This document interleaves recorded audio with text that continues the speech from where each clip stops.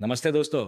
आज के इस बेहद महत्वपूर्ण और गहरे वीडियो को शुरू करने से पहले, जो शायद आपके घर में दशकों से चल रहे झगड़ों को सुलझा सकता है, मैं चाहता हूं कि आप अपने हाथ में जो भी काम कर रहे हैं, उसे एक पल के लिए रोक दें। चाहे आप रसोई में बर्तन धो रहे हो, मेज साफ कर रहे हो, या इस सप्ताहांत की रात को रात का खाना बनाने के बाद थोड़ी थकान महसूस कर रहे हो, कृपया उसे कुछ समय के लिए छोड़ दें। कृपया एक सबसे आरामदायक कुर्सी ढूंढें या उस सोफे पर बैठ जाएं जिसमें आप पूरी तरह से धंस सकते हैं और शांति से बैठ जाएं। भले ही सिर्फ कुछ मिनटों के लिए। मैं चाहता हूं कि आप अपनी आंखें बंद करें और मेरे साथ उस दृश्य को याद करें या कल्पना करें जिसका सामना हमें लगभग हर रात के खाने के बाद करना पड़ता है। यह दृश्य शायद आज सप्ताहांत की रात को हुआ हो, या कल रात खाने की मेज पर, या शायद अभी 10 मिनट पहले ही आपके साथ हुआ हो। हमारी खाने की मेज पर कुछ प्लेटें रखी हैं जिनमें खाना बच गया है। वो एक सुनहरी तली हुई मछली हो सकती है जिसे केवल आधा ही खाया गया है, या एक प्लेट गोभी की सब्जी हो सकती है जो अभी भी थोड़ी बची हुई है, या शायद दाल या रसम का एक बड़ा भगोना हो सकता है जिसे पूरा नहीं खाया गया। इस समय हमारे घर की वो माँ या दादी जिन्होंने जीवन भर कड़ी मेहनत की है, जो घर चलाना और बचत करना सबसे बेहतर जानती हैं, और जिन्होंने गरीबी के दिन देखे हैं, वे इन बची हुई सब्जियों जूठन को चिंता से देख रही हैं। उनकी आंखों में खाने के प्रति दर्द है, हाथ में प्लास्टिक रैपलिंग है, और वे उन्हें किसी खजाने की तरह लपेट कर रखने की तैयारी कर रही हैं। लेकिन ठीक उसी समय घर के युवा, शायद ऑफिस से लौटा बेटा या सेहत के प्रति जागरूक बहू, अचानक माथे पर शिकन लाते हुए थोड़े अधीर लेकिन परवाह भरे स्वर में कहते हैं, माँ, ये सब्जी ठंडी हो गई है और ज्यादा बची भी नहीं है, इसे रहने दो, इसे फेंक दो। कितनी बार कहा है कि बासी खाना, लेफ्ट ओवर, शरीर के लिए अच्छा नहीं होता, इसमें जहर होता है, इससे कैंसर हो सकता है। ये सुनकर हमारी माँ या दादी के हाथ एक पल के लिए रुक जाते हैं और माथे पर चिंता की लकीरें गहरी हो जाती हैं। वे फुर्ती से प्लेटों को लपेटना जारी रखती हैं और दबी जुबान में अपना बचाव करती हैं, जिसमें थोड़ी नाराजगी और दुख मिला होता है। फेंक दूं? ये सब अच्छी चीजें हैं। ये मछली तो मैं आज सुबह ही बाजार से ताजी खरीद कर लाई थी। अच्छा, खासा खाना क्यों फेंकना? तुम आज के बच्चे आशीर्वाद, अन्न का मूल्य को नहीं समझते। पहले हम गांव में सूखी रोटी खाकर गुजारा करते थे, और अब मछली सब्जी है तो उसे फेंक रहे हो। ये मछली गर्म करके खाने लायक है, कल सुबह चावल के साथ खाने में अच्छी लगेगी। क्या कैंसर वैंसर लगा रखा है? मैंने पूरी जिंदगी बासी खाना खाया है, मेरा शरीर आज भी मजबूत है ना? बस तुम लोगों के नखरे ज्यादा हैं। तो फेंकने या रखने के बीच की रस्साकशी इस छोटी सी खाने की मेज पर शुरू हो जाती है। क्या यह दृश्य बहुत जाना पहचाना नहीं लगता? युवा पीढ़ी को उस खतरनाक और रासायनिक हथियार जैसे लगने वाले नाइट्राइट नाइट्राइट का डर है, जहर का डर, कैंसर का डर, और इस बात का डर कि घर के बुजुर्ग कुछ रुपयों की सब्जी बचाने के चक्कर में लाखों रुपये दवाओं पर खर्च कर देंगे। वहीं दूसरी तरफ बुजुर्गों को अनाज का दर्द है, मेहनत की कमाई का दर्द है, और जीवन भर की उस आदत का दर्द है कि जब तक खाना खट्टा या बदबूदार न हो, वह खाने लायक है और उसे फेंकना पाप है। ये दो तरह की आवाजें हमारे परिवारों में दशकों से टकरा रही हैं। आखिर कौन सही है और कौन गलत? बासी खाना, जिसे हम लगभग हर दिन देखते हैं, क्या वो सच में कैंसर पैदा करने वाला जहर है? क्या उसमें सचमुच जानलेवा जहर छिपा है? क्या हम बासी खाने का हर निवाला खाकर अपनी जिंदगी कम कर रहे हैं? अगर आज मैं, डॉक्टर अनिल बंसल, बहुत गंभीरता और जिम्मेदारी के साथ, यहां तक कि अपने पेशेवर करियर की शपथ लेकर आपको आश्वस्त करूं कि हम में से बहुत से लोग आधी जिंदगी जिस बासी खाने से कैंसर की बात को लेकर परेशान रहे हैं, वो काफी हद तक एक बहुत बढ़ा चढ़ाकर बताई गई और पूरी तरह से गलत समझी गई बात है। तो अगर मैं आपको बताऊं कि बासी खाने को जहर बनाने वाला और पूरे परिवार को उल्टियां और दस्त करा के इमरजेंसी वार्ड पहुंचाने वाला असली अपराधी वो बेचारा नाइट्राइट नहीं है जिसे सालों से बदनाम किया गया है, बल्कि एक और अदृश्य हत्यारा है जो हम देख नहीं सकते, छू नहीं सकते, लेकिन वो हर जगह मौजूद है और इस समय आपके पास घात लगाकर बैठा है। अगर मैं आपको बताऊं कि बस सही संरक्षण स्टोरेज का तरीका सीख लेने से ज्यादातर बासी खाना बेझिझक खाया जा सकता है, जिससे पैसे भी बचेंगे और अन्न का अपमान भी नहीं होगा। लेकिन केवल 4 प्रकार की सब्जियां खाना ऐसे हैं जिन्हें चाहे आप फ्रिज में रखें, चाहे कितना भी गर्म करें, वे फिर भी जानलेवा जहर बन सकते हैं और हाल ही में खबरों में आए भयानक फूड पॉइजनिंग जैसी घटनाएं पैदा कर सकते हैं। क्या आप यकीन करेंगे? बहस करने या वीडियो बंद करने की जल्दी न करें। आज मैं बासी खाने की दुनिया का न्यायाधीश जज बनने आया हूं। हम विज्ञान का मैग्नीफाइंग ग्लास लेकर फ्रिज की उस धुंधली दुनिया में चलेंगे और प्लास्टिक रैप के नीचे छिपे सच को एक एक करके बाहर निकालेंगे। आज के इस वीडियो में जानकारी का भंडार है जो रसोई की स्वच्छता के बारे में आपकी सोच को पूरी तरह बदल सकता है और खाने के बाद की आपकी आदतों को भी। मैं नाइट्राइट के रासायनिक सिद्धांतों और बैक्टीरिया के पनपने के सूक्ष्म रहस्यों को प्याज के छिलकों की तरह परत दर परत आपके सामने खोलूंगा। हालांकि यह प्रक्रिया थोड़ी लंबी हो सकती है, लेकिन मेरा विश्वास करें, इसका हर एक मिनट आपके और आपके परिवार के पेट और आंतों की सेहत के लिए जीवन रक्षक ज्ञान है। हमें न केवल अफवाहों को दूर करना है, बल्कि खाने की मेज के लिए एक वैज्ञानिक नियम भी बनाना है। हम दोनों के स्वास्थ्य के लिए कृपया अंत तक धैर्यपूर्वक देखें। सबसे पहले हमें उस सबसे बड़े डर का सामना करना होगा जो बासी खाने का नाम सुनते ही सबसे पहले दिमाग में आता है, और जो कई बुजुर्गों के मन में भी एक डर है, वो है नाइट्राइट। नाइट्राइट ये शब्द सुनने में ही बहुत रासायनिक, औद्योगिक और डरावना लगता है, जैसे कि ये संख्या जैसा कोई जहर हो। इंटरनेट पर कई हेल्थ आर्टिकल्स और यहाँ तक कि फैमिली व्हाट्सएप ग्रुप्स में घूमने वाले मैसेज नाइट्राइट को मौत का देवता बताते हैं। वे कहते हैं कि बासी खाना ज़्यादा देर रखने से उसमें नाइट्राइट की मात्रा बढ़ जाती है, जिससे जहर फैल सकता है और ये नाइट्रोसामाइन नामक कैंसरकारी तत्व में बदल जाता है, जिससे पेट का कैंसर या भोजन नली का कैंसर हो सकता है। इस बात ने हमारे बुजुर्गों को डरा रखा है और युवाओं को भी भयभीत कर दिया है। फ्रिज में एक रात रखी सब्जी को वे खराब या जहर मानने लगते हैं। लेकिन क्या सचमुच ये इतना भयानक है? क्या नाइट्राइट सच में इतना बड़ा खलनायक है? आज मैं बहुत गंभीरता से और जोर देकर आप सभी को बताना चाहता हूं। असल में नाइट्राइट अपने आप में उतना भयानक नहीं है जितना कि अफवाहों में बताया गया है, बल्कि ये हमारे जीवन में हर जगह मौजूद है। हम इससे बच नहीं सकते। इस मुद्दे को समझने के लिए हमें एक छोटी सी सब्जी क्लास लेनी होगी। क्या आप जानते हैं कि सब्जियां कैसे उगती हैं? चाहे आप सुपरमार्केट से ऑर्गेनिक सब्जी खरीदें या सुबह की मंडी से किसी किसान की उगाई हुई मेथी पालक, उन सभी को मिट्टी से पोषक तत्व लेने होते हैं। और मिट्टी में सबसे महत्वपूर्ण पोषक तत्व है नाइट्रोजन खाद। पौधे बढ़ने की प्रक्रिया में मिट्टी से पानी की तरह नाइट्रोजन को सोखते हैं और प्रकाश संश्लेषण के माध्यम से इसे अमीनो एसिड और प्रोटीन में बदलते हैं, तभी सब्जियां हरी भरी और रसीली होती हैं। उस बदलाव की प्रक्रिया में पौधे के अंदर स्वाभाविक रूप से एक मध्यवर्ती उत्पाद बनता है जो है नाइट्रेट। ये नाइट्रेट कुछ विशेष एंजाइम या बैक्टीरिया के प्रभाव में नाइट्राइट हमारे आज के मुख्य पात्र में बदल जाता है। ये बिल्कुल वैसा ही है जैसे फलों में प्राकृतिक रूप से फ्रक्टोज चीनी होता है या समुद्र के पानी में नमक। ये प्रकृति का एक सामान्य नियम है। हर एक किलो ताज़ी सब्जी में, चाहे वो खेत से अभी तोड़ी गई पालक ही क्यों ना हो, उसमें कुछ मिलीग्राम नाइट्राइट हो सकता है। इसलिए जब तक आप सब्जियां खाना बंद नहीं करते, आप हर रोज नाइट्राइट खा रहे हैं। यह प्रकृति के चक्र का हिस्सा है, इंसानों द्वारा बनाया गया जहर नहीं। और इससे भी ज्यादा चौंकाने वाली बात, नाइट्राइट एक ऐसा पदार्थ है जिसे भारत और दुनिया भर के खाद्य सुरक्षा विभाग एक वैध खाद्य योजक, लीगल फूड एडिटिव के रूप में अनुमति देते हैं। इसका आधिकारिक काम है रंग बनाए रखना, कलर रिटेंट्स। आप पूछ सकते हैं कि खाने में ऐसी चीज क्यों डाली जाती है? जरा याद करें, हम जो सॉसेज, सलामी, सैंडविच वाला हैम या बेकन खाते हैं, पकने के बाद भी इनका रंग इतना लाल, गुलाबी और आकर्षक क्यों होता है? जबकि घर पर जब हम मांस पकाते हैं तो वो भूरा या सफेद हो जाता है, जो देखने में उतना स्वादिष्ट नहीं लगता। सही है ना? तो सॉसेज लाल क्यों है? ये नाइट्राइट का कमाल है। ये मांस के मायोग्लोबिन के साथ मिलकर उसका लाल रंग लॉक कर देता है। लेकिन ये इसका सबसे महत्वपूर्ण काम नहीं है। प्रोसेस्ड मीट में नाइट्राइट का एक जीवन रक्षक कार्य भी है। ये एक बहुत ही घातक बैक्टीरिया, जिसे बोटुलिनम कहते हैं, उसे बढ़ने से रोकता है। बोटुलिनम बैक्टीरिया द्वारा बनाया गया जहर दुनिया के सबसे जहरीले जैविक जहरों में से एक है, कोबरा के जहर से कई गुना ज्यादा। अगर नाइट्राइट न हो तो सॉसेज या प्रोसेस्ड मीट खाने से बोटुलिनम विषाक्तता, पॉइजनिंग और मौत का खतरा कई गुना बढ़ जाएगा। इसलिए अगर यह कानूनी सीमा के भीतर है तो नाइट्राइट वास्तव में मांस उत्पादों का रक्षक है। हमारे खाद्य सुरक्षा मानकों के अनुसार प्रोसेस्ड मीट में इसकी अनुमति बहुत सख्त नियमों के साथ दी गई है। इसलिए हम जो बाजार के उत्पाद दशकों से खा रहे हैं उनमें नाइट्राइट है और हमें कुछ नहीं हुआ। तो फिर बासी सब्जी में मौजूद जरा सी मात्रा को लेकर इतना डर क्यों? सिर्फ सिद्धांत सुनकर शायद आपको तसल्ली न मिले।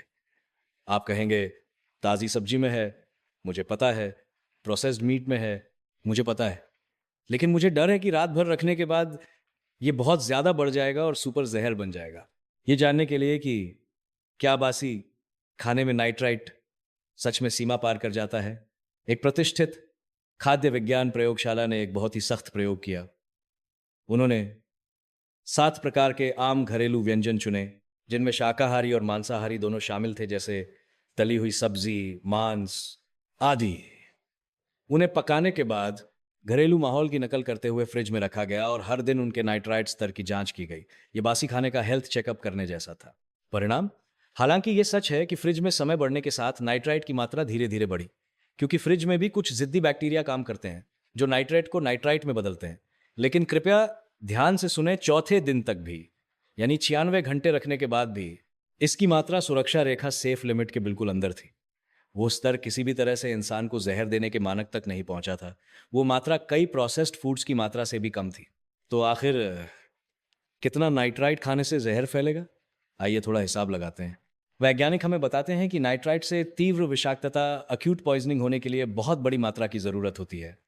एक स्वस्थ वयस्क को थोड़े समय में, जैसे एक बार के खाने में 200 मिलीग्राम से अधिक नाइट्राइट खाना होगा, तब जाकर होठों का नीला पड़ना, सांस लेने में तकलीफ जैसे लक्षण मेथमोग्लोबिनेमिया दिखाई देंगे।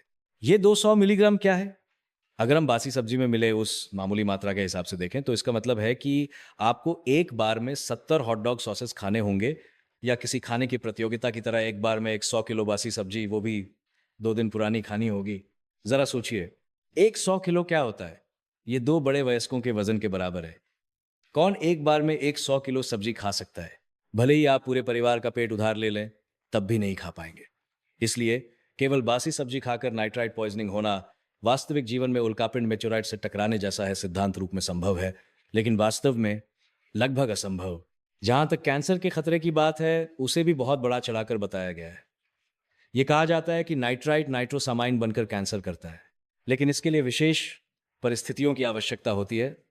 सबसे पहले बहुत मजबूत अम्लीय वातावरण जैसे पेट का एसिड, दूसरा उच्च तापमान जैसे तलना, और तीसरा प्रोटीन के टूटने से बने एमाइंस के साथ मिलना।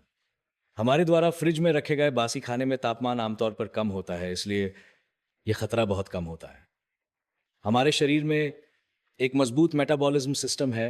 हम जो भी नाइट्राइट खाते हैं, उसका अधिकांश हिस्सा पेशाब के जरिए बाहर निकल जाता है।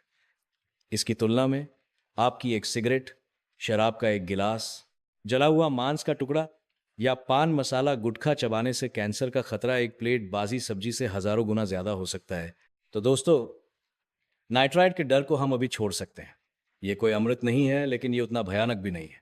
हम एक छोटी सी चींटी के डर से पूरा घर तो नहीं जला सकते, है ना?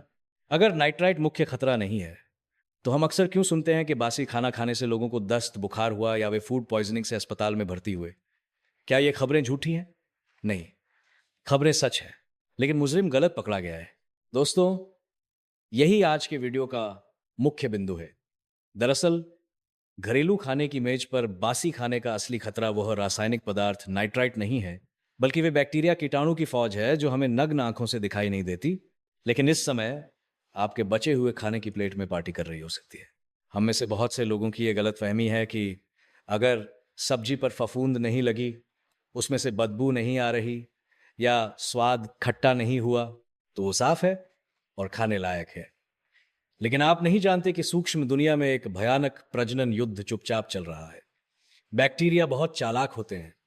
कई बीमारी फैलाने वाले बैक्टीरिया, जैसे स्टैफिलोकोकस ऑरियसिस, स्टैफिलोकोकस ऑरियस जो उल्टी दस्त का कारण बनता है, या साल्मोनेला साल्मोनेला जो बुखार लाता है, ये प्रजनन की शुरुआती अवस्था में कोई बदबू या खट्टापन पैदा नहीं करते और दिखाई नहीं देते। जब तक आपको बदबू आएगी, तब तक बैक्टीरिया की संख्या करोड़ों गुना हो चुकी होगी। लेकिन जब वे नहीं महक रहे होते, तब भी वे आपको अस्पताल भेजने के लिए काफी हो सकते हैं। इस प्रक्रिया को समझाने के लिए मैं एक बहुत महत्वपूर्ण अवधारणा पेश करना चाहता हूं। खतरे का तापमान क्षेत्र, डेंजर जोन। हमारे स्वास्थ्य विशेषज्ञों के अनुसार 7 से 60 के बीच का तापमान भोजन के लिए डेंजर जोन कहलाता है। इस तापमान सीमा के भीतर बैक्टीरिया सबसे ज्यादा खुश रहते हैं और उनकी प्रजनन क्षमता सबसे मजबूत होती है। यह बैक्टीरिया के लिए वसंत फतु जैसा है। और भारत में चाहे गर्मी हो, बारिश हो या सर्दी, कमरे का तापमान, रूम टेम्परेचर, अक्सर इसी दायरे में आता है। इस तापमान पर बैक्टीरिया घातांक एक्सपोनेंशियली रूप से बढ़ते हैं। इसका क्या मतलब है? बैक्टीरिया मुख्य रूप से विभाजन स्प्लिट से बढ़ते हैं। 1 से 2, 2 से 4, 4 से 8 सही तापमान पर। कई बैक्टीरिया को विभाजित होने में केवल 20 मिनट लगते हैं।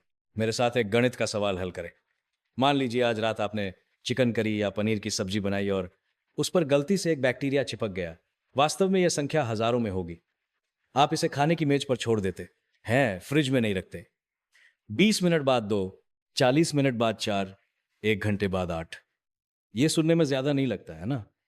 लेकिन अगर इसे 4 घंटे रखा जाए तो ये 4000 से ज्यादा हो जाएंगे। और अगर इसे रात भर छोड़ दिया जाए, मान लीजिए 8 घंटे, तो उस एक बैक्टीरिया की संख्या 1 करोड़ 60 लाख से ज्यादा हो सकती है। यही कारण है कि हम कहते हैं बैक्टीरिया शेर की तरह होते हैं। उन्हें इंसानों की तरह 9 महीने नहीं चाहिए, वे 20 मिनट में एक पीढ़ी बढ़ा लेते हैं। ये बैक्टीरिया आते कहाँ से हैं? ये हमारे काटने वाले बोर्ड से आ सकते हैं, जिस पर चाकू के निशान हैं और जिसमें लाखों बैक्टीरिया छिपे हैं। ये रसोई की हवा से आ सकते हैं। लेकिन सबसे मुख्य स्रोत है हमारी अपनी जूठी चम्मच या उंगलियां जो हम सब्जी निकालने के लिए इस्तेमाल करते हैं, और खाते समय बातचीत करते हुए उड़ने वाले हमारे थूक के कण। हमारा मुंह अपने आप में एक विशाल बैक्टीरिया बैंक है। मुंह में ये नुकसान नहीं करते, लेकिन जब ये बचे हुए खाने में पहुंचते हैं जहां भरपूर प्रोटीन, तेल और कार्बोहाइड्रेट है, तो वो उनके लिए all you can eat buffet बन जाता है। जब ये bacteria staphylococcus, E coli, salmonella, bacillus बासी खाने में पागलपन की तरह बढ़ते हैं, तो वे न केवल संख्या में बढ़ते हैं, बल्कि वे विषाक्त पदार्थ, टॉक्सिन्स भी छोड़ते हैं। कुछ बैक्टीरिया खुद डरावने नहीं होते। पेट का एसिड उन्हें मार सकता है, लेकिन उनके द्वारा छोड़े गए टॉक्सिन्स, जो बैक्टीरिया का मल मूत्र जैसा है, रासायनिक होते हैं, और कभी कभी उच्च तापमान भी उन्हें नष्ट नहीं कर पाता। जब हम इन बैक्टीरिया और टॉक्सिन्स से भरे खाने को खाते हैं, तो हमारा शरीर रक्षा तंत्र शुरू करता है और भयंकर उल्टी और दस्त के जरिए जहर को बाहर निकालने की कोशिश करता है। यही असली कारण है पेट दर्द, उल्टी, दस्त, डिहाइड्रेशन या शॉक का।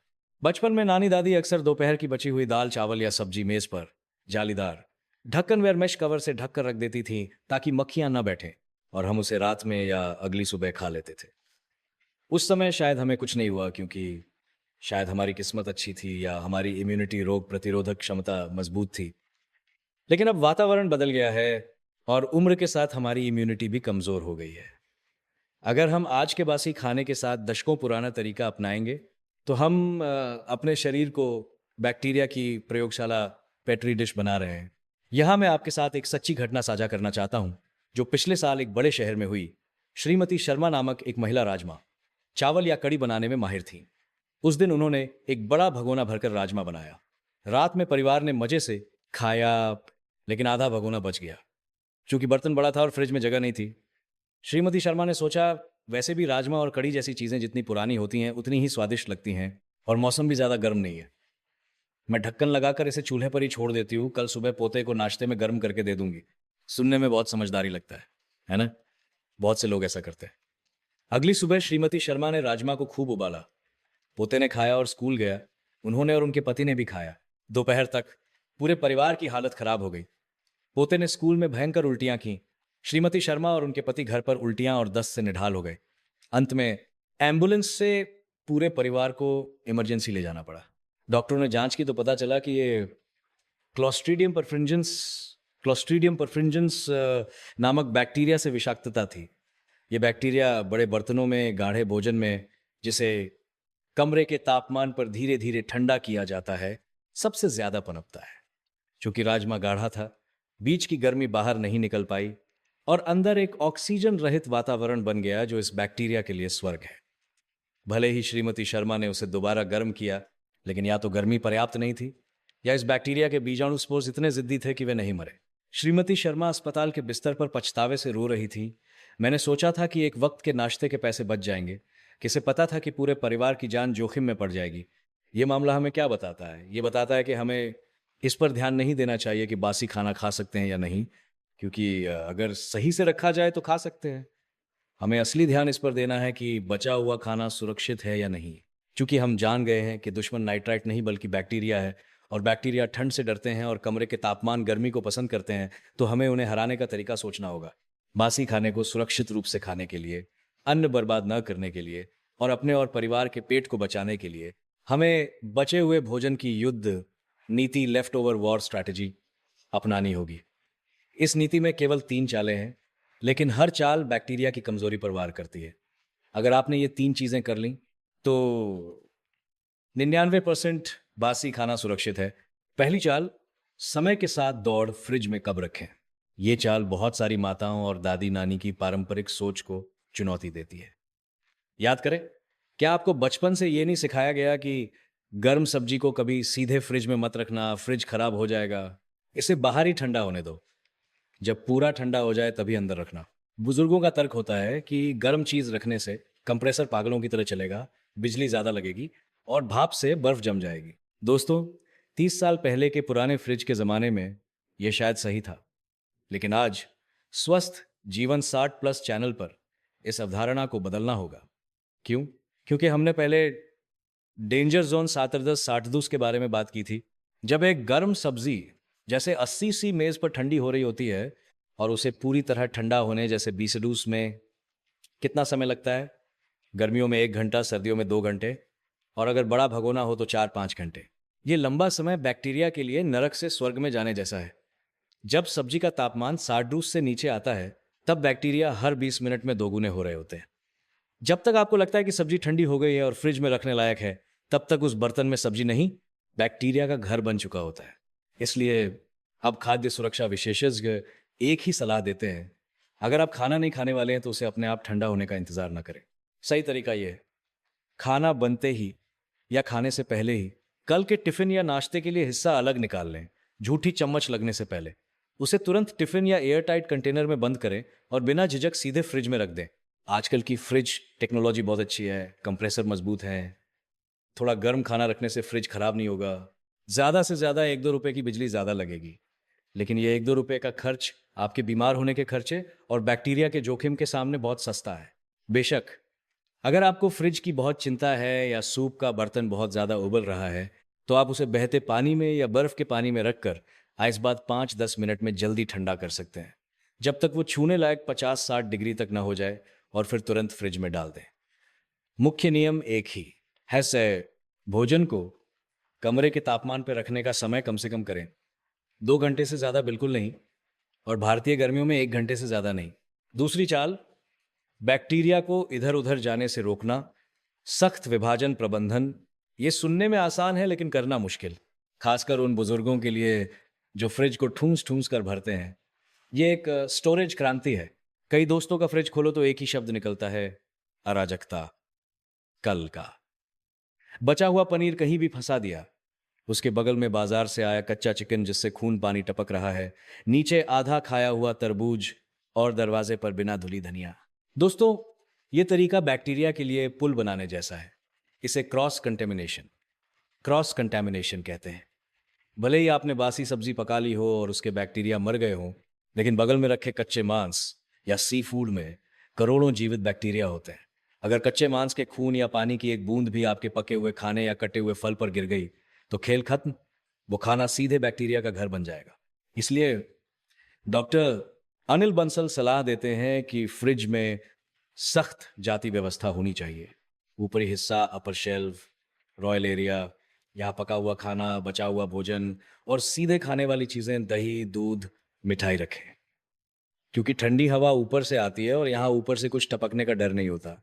मध्य हिस्सा, यहाँ धोने और पकाने वाली सब्जियां, फल रखें। निचला हिस्सा स्लम्स, यहाँ पिघलने वाला कच्चा मांस, मछली आदि रखें। इसे सबसे नीचे इसलिए रखते हैं ताकि अगर इसका पानी टपके तो वो ट्रे में गिरे, दूसरे खाने को खराब न करे। और सबसे जरूरी, हर बासी खाने पर ढक्कन या प्लास्टिक रैप जरूर होना चाहिए। सबसे अच्छा है सीलबंद डिब्बा। ये सिर्फ गंध फैलने से रोकने के लिए नहीं है ताकि केक में लहसुन की महक ना आए, बल्कि ये खाने को सुरक्षा कवच पहनाने जैसा है। फ्रिज की हवा में भी बैक्टीरिया उड़ते हैं, सील करना ही बचाव है। तीसरी चाल, बैक्टीरिया को बचने का कोई मौका न दें। अच्छी तरह गर्म करना। खाना सुरक्षित रख लिया, अब दूसरे दिन खाते समय यह आखिरी सुरक्षा रेखा है जहां अक्सर लोग गलती करते हैं।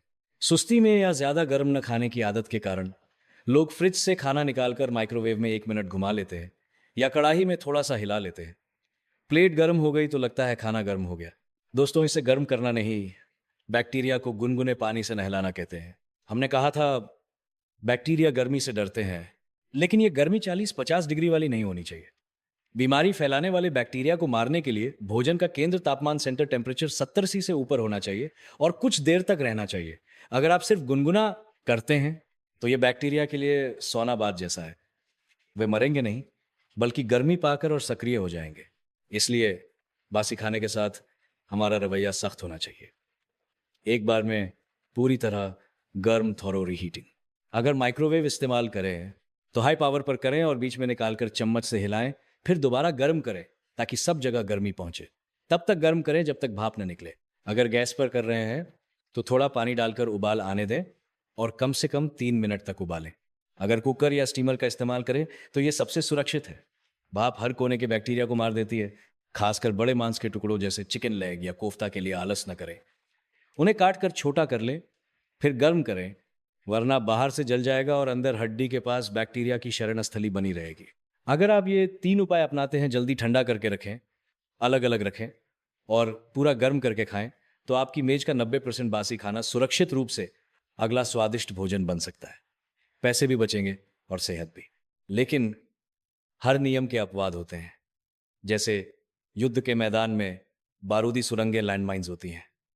हमारे मेनू में 4 विशेष प्रकार के भोजन हैं जो अपनी विशेष प्रकृति के कारण भले ही आप ऊपर वाले तीनों नियम अपना लें, फिर भी उन्हें बासी नहीं रखना चाहिए, क्योंकि रात भर रखने के बाद इनका खतरा सिर्फ दस्त नहीं, बल्कि ऐसे जहरीले पदार्थ पैदा करना है जो उच्च तापमान पर भी नहीं मरते और अंगों को ऑर्गान फेलियर कर सकते हैं। पहला और सबसे खतरनाक, स्टार्च वाली ठंडी चीजें, कोल्ड स्टार्च डिशेस।